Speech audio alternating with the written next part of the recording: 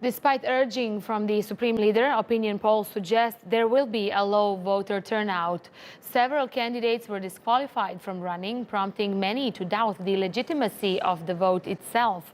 Of the 592 people who applied to run for the presidency, only 7 were approved by Iran's top election body, the Guardian Council.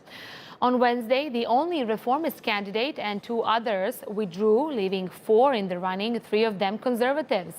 Head of the judiciary, Ibrahim Raisi, is considered to be a frontrunner. He has been active in politics since the first years of the revolution. Campaigners across the country have called for a boycott of the vote, protesting the poor state of the economy and the way candidates were elected. Reza Hatami is outside a polling station in Tehran with more. A characteristic of this year's presidential election is the expected lower voter turnout. Before the elections, the vetting body, the Guardian Council, disqualified many prominent candidates and barred them from running, from former hardline President Mahmoud Ahmadinejad to political allies of the incumbent president Hassan Rouhani. Many important faces have been barred from running, so this could be a factor in the expected lower voter turnout.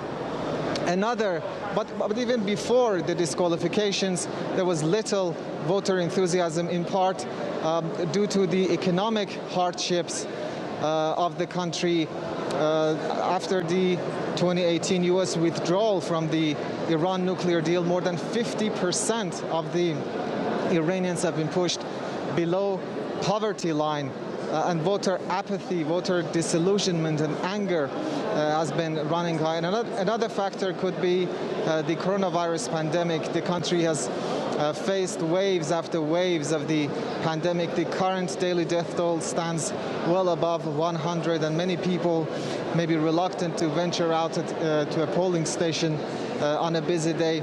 The latest poll suggests that the turnout would be 44%. If true, this could be the lowest since the victory of the Islamic Revolution in 1979, and a sharp decline compared to previous elections, which saw a turnout of more than 70. Journalist Soraya Leni has been reporting from Iran, and she explains the reasons behind speculations of a low turnout. I think the main reason for the turnout, the low voter turnout, predicted anyway, is the mass disqualification. There's really no candidate that excites the population the way a bigger name candidate like Rouhani, for example, in 2013, 2017 did. I think that's what's really missing here, is that big candidate to excite the population. And we've seen high voter turnout usually goes along with reformist candidates and moderate candidates. We saw that in the Khatami years as well. Mir Hussein, Mousavi, Karoubi in 2009, and then of course Rouhani.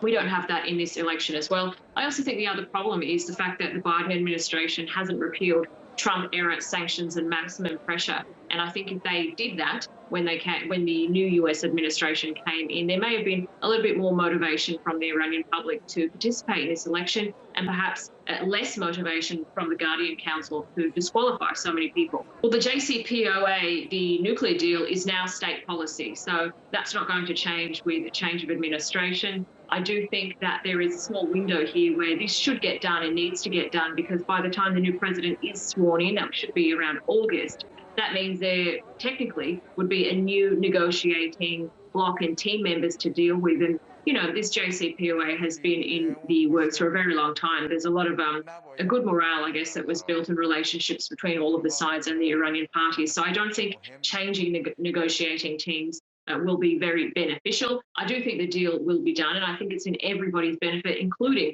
the new presidents, if that gets done before August.